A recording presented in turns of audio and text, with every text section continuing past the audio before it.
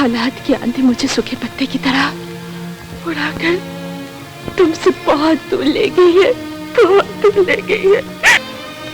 वो चट्टान जिससे आंधियां टकरा तो सकती है, लेकिन गिरा नहीं सकती। मैंने बहुत कोशिश की थी, लेकिन मैं तुम्हारी किसी मजबूरी को नहीं मानूंगा समीना, इसलिए कि औरत अपने प्यार की खातिर बड़े से बड़े तूफान का रुख मोड़ देती है, और तुम मुझ पर यकीन करो फराज, मेरी मोहब्बत। ये क्यों नहीं कहती कि तुमसे फराज की मोहब्बत का बोझ नहीं उठाया गया? ये क्यों नहीं कहती समीना कि तुम बिक गई हो?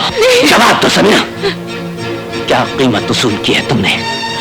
अपनी वफा, अपनी इज्जत, अपनी मोहब्बत की क्या कीमत वसूल की है तुमने? और अगर बिकना ही था समीना, तो तुमने फराज की बोली का इंतजार क्यों नहीं किया? बोलो समीना, समीना, समीना, बोलो।